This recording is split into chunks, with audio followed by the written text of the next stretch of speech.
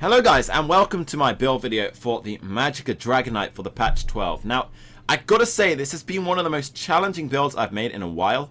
And because of that, I'm actually going to make another video soon after this to explain to people how to actually make builds. Because in terms of the people who followed this on stream, the actual making of this build, you'll know how much struggle I went through this, how much stuff I tried, and a lot of people were interested in that sort of stuff behind the theory crafting. So, it's a video, some of you may not like it. If you don't like it, you're not forced to watch it, of course. Maybe you just want to watch the build video. You're like, fuck you, Blobs. I don't want to hear that other stuff. I just want to see a build and copy it. But if you want to learn how to make a build video, I'll release that as well today. But in terms of this build, this is really, really nice now. It's taken a lot of time. I've tried pretty much every combination of Magicka sets to date. In terms of the sort of setup I like to play. Because as you guys know, I don't like to play shitty tanky builds. I like to play something that actually has damage and survivability. I don't like to play the shit where you just block and do no damage. No noodle whips. That's what we call it, the noodle whip. No noodle whips. So, let's start. And I actually think my stats are currently wrong. They are. Whatever. That's supposed to be by there. Solid start to build video when your skills are in the wrong spot. That's supposed to be there. That's supposed to be there. There we go. First things first, the stats. We are 42.6k Magicka, 25k health, and 15k stamina, with 2.2k unbuffed spell damage using the Jeweled. Our recovery is 1.6k. Now, that's a little low.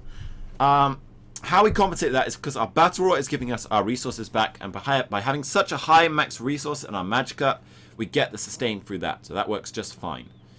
If you really do struggle on sustain, you can always swap the skoria, which you see here, out for Bloodspawn at some point, but I'll get onto that in a sec. We are using the following food, Witchmother's Potent Brew. This is the one that gives you max stats in Magicka and health, no stamina and magic recovery. But as you notice, I have brilliant stamina pool still. It's plenty of stamina to CC break, even though the recovery is low. With the tripods and the ulti cycling, we can do that fine. And that is because of this beautiful set here, the trainee set, your DK bread and butter. This gives you max health, max Magicka, max stamina, and then it increases your max health, Magicka, and stamina by 2.4k. That is just so good for increasing your Battle Roar, increasing your stats. It's so important on a DK, and of course the Magicka will amp your damage, the health will help your survivability, the stamina for CC breaking. So it's a brilliant, brilliant set. I've tried a lot of other sets. I really think this is the go-to set right now. Now, where we're piecing that together is on the jewelry, one sword or resto staff, and the body, because you can't get this in a non-training trait unless you get it from a quest. The quests, I can't actually remember. I'm sure one of my mods will put me up in the chat in the Twitch right now. Hint, hint, mods. And I'll explain it to you in a sec. But the quests can give you good trait stuff. It's just a little hard. The jewelry you just get from chests. I actually have one blue one at the moment. I'll get that purple eventually. I just can't find them anywhere. And they're all obviously arcane. You can get them in every trait. Make sure you're getting the arcane ones. You do need the Magicka. On one of them, we have a reduced cost glyph. That's just to compensate for the replacement of the seducer. So we have enough reduced cost to get a cheap whip cost. And the other two are spell damage. If you want to go Bloodspawn, perhaps you could run no reduced cost. I would suggest running it. We are shield stacking because we are not playing a defensive build. We're playing an aggressive build. So having the reduced cost is really good. As you know, we are then running two skoria. These are impent and infused. The traits on the weapons, of course, sharpened. You could run Bloodspawn there. You could run any other set there. You could run Groftar, but that shit's a bit bugged. It's very strong. It is just a little bugged, so I don't really like kind of exploiting. It's nearly as bad as Malabeth right now, honestly. So I don't use that. If you want to abuse that shit, whatever, do it. It's really strong, but not my cup of tea to do that. And then we are running 5 Spinner. Now, I actually don't really rate Spinner on a DK. The only reason I am using this on this setup is because it is a setup that works well on one bar. The only other set you could try here is Sun. But Sun lacked max Magicka. It meant our sustain was a little low. Even if we swapped our skills, it was borderline. Right now, for this build here, the sustain is right on the sweet spot. If you make a mistake, you're fucked. But if you sustain it well, you are so in, because the damage is very, very high. You could lower your damage course, swap another glyph out, and then you could run whatever the hell you like here. But I'm telling you right now, this set is great. And against heavy armor builds, this is the difference between getting a kill or not. It's so good against heavy armor. That is the only place it shines. Against light armor builds, especially shield stacking builds, you get no benefit at all from that penetration. But the other 4 pieces are great. Magicka, Magicka, spell damage, which is really nice. We're then running that on the sash, the boots, the legs, and the gloves. They're all impent to get our grip resist up, and then we're running 1 sword on this bar, so there is no spinner on the other bar, just this bar. I got a link for my mod. So to get the trainee sword in sharpened, you need to do a quest in Strozmakai. It's the starter quest. To get the reinforced chest, you need to do the second quest, which is And then for the powered rester, you need to do a quest at the Dwarven Ruin side quest. Those are the good trait shit. There's some other stuff in there like an impend shield. If you want to play that, a reinforced shield. If you want to play that, you could also just replace the spinner with the shield. It's up to you which one of those you replace with the shield. If you want to play double one-hand shield, you can also do that. Then you can run any 5-piece you like. But yeah, the training jewelry is just from the chests. In terms of the skills, we are using Burning Embers. This is a huge dot, massive heal, overpowered as fuck heal. If you cast that back to back, you can heal practically to full health and major mending up, so very strong. We're then using Whip. This is the morph that gives you the heal. Again, it's just helping our survivability. Fossilize and Talent will both help proc that. Fossilize as a CC, it's excellent before Meteor. Drop the Meteor before it hits Fossilize. That's just before it hits, not too early, else there was a CC break and block. That's a great way of getting a kill, and then you Whip straight after that.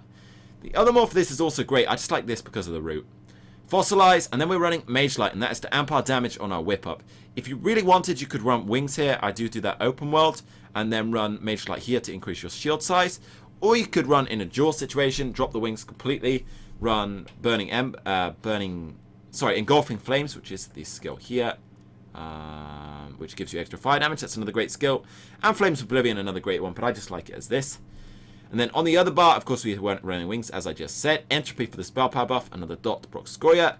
Heal Ward and Dampen, you're going to need both of those. Don't go Harness, you can sustain fine with Dampen if you play properly, and it gives you a much bigger shield. You're going to need that to survive open world because you are playing light armor. The Harness is too low, it's only like a 6k shield. That dies instantly, it's not going to stay up. So Dampen was a big difference in survivability. I tried a lot of stuff there. That's the skill to go for. And then Volatile for our resistances when our shields are down. Obviously a really important skill. Another way of doing this, by the way, if you really want a skill slot, what you can do is sacrifice Skoria and then go for a set that people will actually laugh about, but it's actually really not that bad, which is the Mighty Chew Down set, which would still give you the max health, but then it would give you Major Ward and Resolve as well, which would increase your resistances, and that means at that point you're much tankier automatically because of the base resistant, the extra 1.3k, and then you can replace Volatile with any skill you like. So if you really lack a skill slot, you can use that set. It's honestly not that bad. It's just not my cup of tea because I like an aggressive build. Ultimates, Meteor on the front bar for the Magicka for the extra damage here. Again, Mage Light I would put on that. I would keep the Meteor on the front bar. And then we run Banner on the front bar, shifting standard morph for the maximum uptime. When you place that, it has a duration of 17 seconds. You want to keep a rough count in your head. After 15, 16 seconds, place the next one. Don't let it waste. Keep as much uptime as possible because otherwise you won't get that second place. But what this allows you to do is place one banner, have it down, and just before that banner runs out, replace it again, and you get a huge amount of time with that ultimate on the ground. It's very strong damage. The other way you can use that is place the banner, talon them, they will roll dodge, fossilize them instantly after that. They'll catch them in the fossilize in the banner, so they'll then have to CC break again and roll dodge again, expensive on the stamina. You walk over to them, you then do exactly the same. Drop a banner, fossilize, talons, that sort of shit. You'll break down the stamina very, very fast. I did forget to mention I am a vampire, so the vampire is to give us the extra recovery in the Magicka. It is a difference. You don't necessarily have to run it. To be honest, you probably don't. But I know a lot of people like to run Bats as an ulti, so I kind of put it there for the sake of it. A lot of you are going to cry out Mistform. Mistform's garbage unless you're playing in a group. If you're in a group, slot it. If you're not, don't run that shit. Solo, it's so senseless to run that. And then we are also running the Atronach as our Mundus. So finally, champion points. Champion points is a good little few passives we're trying to unlock, but basically in here it's just 100 in Magician, reduce the cost, some recovery, some stam recovery as well. It's okay to have a couple in there.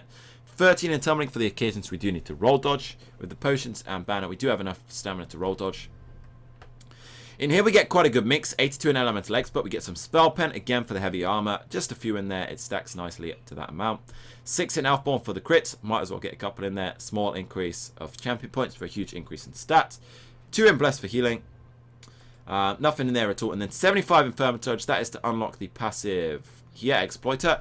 Increase your damage against off-balance targets by 10%. So your talent, your fossilized counters off-balance. That procs that passive. It's a 10% damage increase. The red tree, a few into resistant to get that crit resist just around the 2k mark. It's a nice sweet spot. I don't know, it's kind of my target. 22 in damage over time resistances. 65 in physical. 31 in Magicka. And 41 in Bastion. Change those as you wish. If you want more in Bastion, more in whatever, up to you. But that's the build, guys. It's really, really good. I'm doing a lot of good successful stuff on this. It works open world, it works in a duel, and it's a Magicka DK. I mean, what else could you want, really? It's hard to play, but it does play, and it definitely does. This is the only build that I found really successful with. Others I had some borderline problems, but this one I'm really dominating in, so I'll definitely give this a try if you want to. If not, remember later today I will also release a video on how to make a build, so that will also be out there. Thank you for watching, guys. I'll see you guys again.